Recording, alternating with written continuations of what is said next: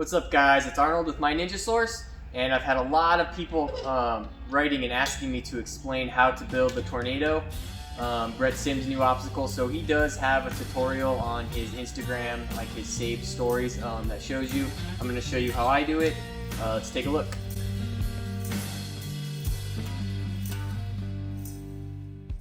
Okay, so one of the main parts of this obstacle is going to be this swivel right here. If you go to Amazon or if you Google swing swivel, this will come up. They're like 22 bucks. And I think this one came with the 2 quick links also. So this is going to be at the very top, and I will show you that now. Okay, so at the very top, all we did was drill a hole through the tube. We used a lock nut and a lock washer and a nut on this side to squeeze it together to make sure that this eye bolt didn't back out. Then we just have a strap right here. The straps that come with a set of rings work good, and one end of this strap is going to go that swivel that we talked about, and the other end of the swivel is going to go to the roof. We're going to go up there now.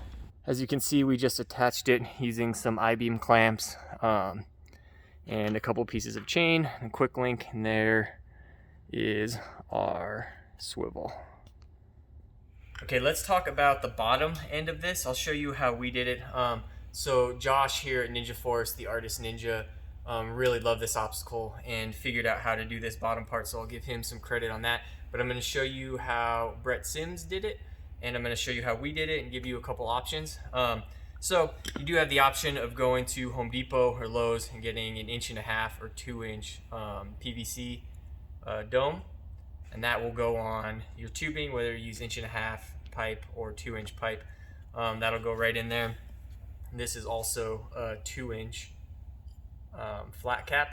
So your flat cap can go on the ground and it can swivel inside of itself.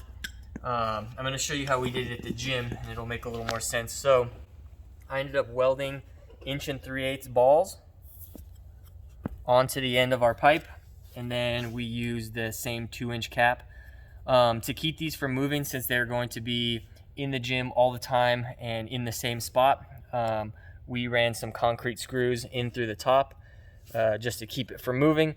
What you can do is run screws into a big piece of wood and then put a Velcro on there for carpet bonded foam, or if you use a big enough square of wood, it'll stay where it's supposed to be by itself. So if you watch Brett Sims' video, he used a donut that was made out of wood, which I like. It makes it harder for the end to come out, which is a possibility if you pull on them weird when you're doing the obstacle. I will have those wooden donuts up on the website to buy here in the next couple days. So after trying a handful of different ways to do this, I prefer using, the welded ball on there. Not everybody has the ability to weld that on there. If you do, you can get these metal balls at most metal suppliers. You can also order them from kingmetals.com. They're like under $2 a piece, or you could email me and I can send them to you.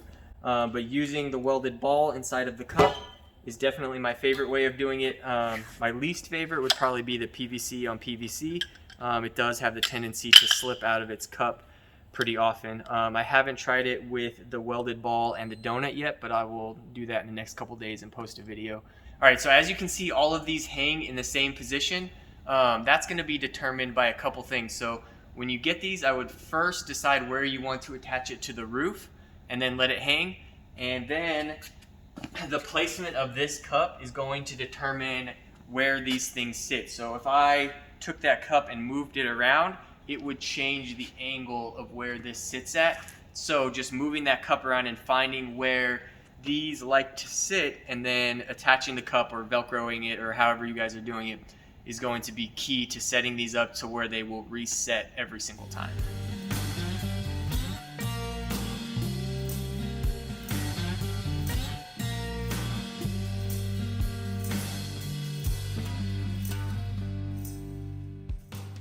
So next week I want to go over something that there's a lot of confusion about. I feel like people email me about this one the most. I'm going to be going over the difference between pipe sizes and tubing sizes, and I also have a solution to be able to use bearings on any different size material bar. So you could use maybe like a standard 1.5 pillow block bearing on pretty much any size tubing that's under 1.5 inches. So stay tuned for that.